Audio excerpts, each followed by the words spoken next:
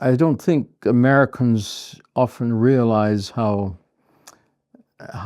we come across to people of other countries. We sort of if you've always lived in the States, you sort of feel like America's the center of the world, and everybody else is foreign. And so to really work on that, to recognize that to other people, their place of growing up is the center of the world. And we always have to work on this to not be insensitive in remarks that we make.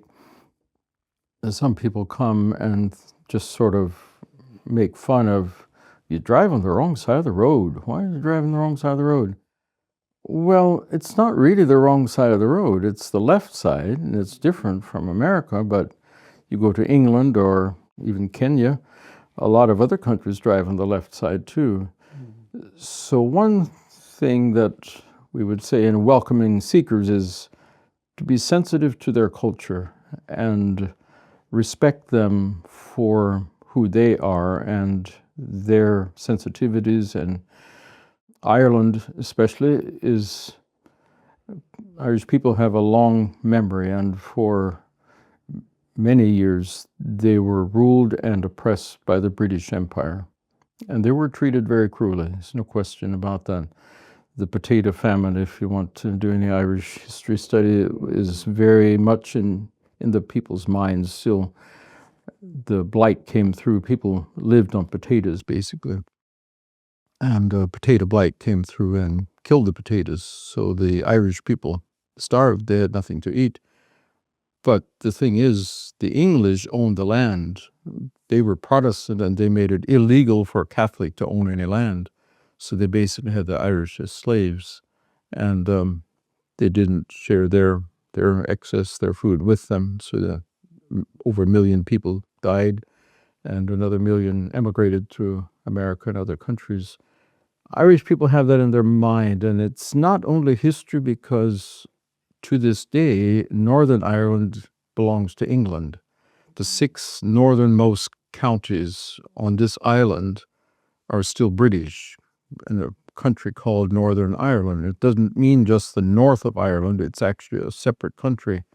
And so even the present generation has a difficult time, some people especially, forgetting that or laying that down. And we have to be careful that we don't feed that or say things that make them feel that more painfully again.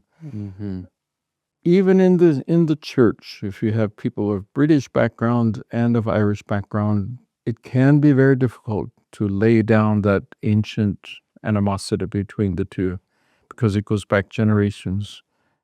So sensitivity to their culture is one thing that's very important. And sometimes ministers, even very well-meaning, can say things that are offensive to Irish people. So try to avoiding that. You wouldn't want to, across the pulpit, talk about going hunting, any kind of, I know one minister who had a good example of trapping some animals. Well, in Ireland, trapping or hunting, there's some hunting, but guns are mostly outlawed. And so there's a real sensitive spot for any sport like that. And Americans are known for being gung-ho and all those things. So there's a whole range of things like that too.